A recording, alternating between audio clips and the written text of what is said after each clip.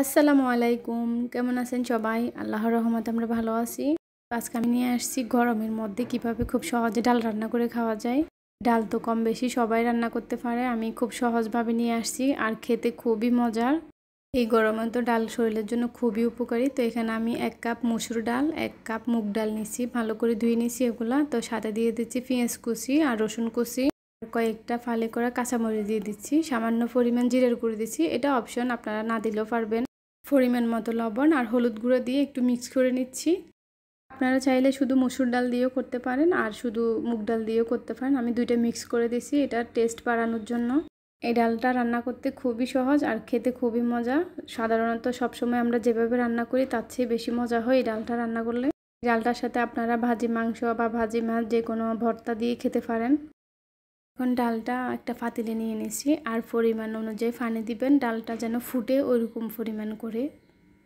আমি এখানে প্রায় 1 লিটার পানি দিছি। তো এখন চুলায় বসিয়ে দিব আর ডালটা ফুটে আসা পর্যন্ত অপেক্ষা করব। এই পর্যায়ে আমি কোনো তেল দিই নেই। তো এখানে আমার ডালটা ফুটে আসছে অনেকটা, তো নেড়ে ছেড়ে দিচ্ছি আর আরও কিছুক্ষণ অপেক্ষা করব। আর ডালটা সিদ্ধ হয়ে আসলে ডাল ঘুটনি দিয়ে ভালো করে ঘুটে নিব। তো এখন আমার ডালটা সিদ্ধ হয়ে গেছে, এখন ডাল ঘুটনি দিয়ে আমি ভালো করে নেড়ে নিচ্ছি। তো এটাকে কে কী বলেন জানি না, আমি ডাল ঘুটনি বলি। তো আরেকটা কথা, আপনারা যদি ইউটিউব থেকে দেখে থাকেন তাহলে অবশ্যই চ্যানেলটি সাবস্ক্রাইব করবেন আর ফেস থেকে দেখে থাকলে অবশ্যই পেজটি ফলো করবেন আর ভিডিওটি ভালো লাগলে অবশ্যই একটা লাইক দিবেন। এই তো কথা বলতে বলতে আমার ডালটা ঘুটা হয়ে গেছে। তো আমি কিছু পরিমাণ পানি দিয়ে দিব। আপনারা ঘন ডাল খেতে চাইলে তাহলে অবশ্যই পরিমাণটা কমিয়ে দিবেন আর আমি পাতলা ডাল করব, ওই জন্য পানির পরিমাণটা বাড়িয়ে দিয়েছি। তো এখন নেড়ে চেড়ে আমি আরও কিছুক্ষণ রান্না করে নিব ডালগুলো। আর লবণটা অবশ্যই চেক করে নেবেন। তো আমি প্রথমেই লবণ দিয়ে দিয়েছিলাম, এখন লবণের পরিমাণটা কম লাগাতে আরও কিছু লবণ দিয়ে দিচ্ছি এখানে। ডালটা আরও কিছুক্ষণ রান্না করে নিব। যারা তেল ছাড়া ডাল পছন্দ করেন তারা এই পর্যায়ে এসে ধনিয়া পাতা দিয়ে নামিয়ে নিতে পারেন।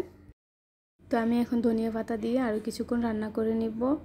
তো আজকে ডালে আমি বাগার দিব, ওই জন্য আমি এক পাশে বাগারটা বানিয়ে নিছি আর বাগারটা দিয়ে দিচ্ছি এখানে। এই ডাল রান্নাটা যেমন হেলদি তেমন খেতেও খুব মজা, বানাইতেও খুব সহজ। তো আপনারা চাইলে অবশ্যই একবার ট্রাই করতে পারেন এই রেসিপিটা।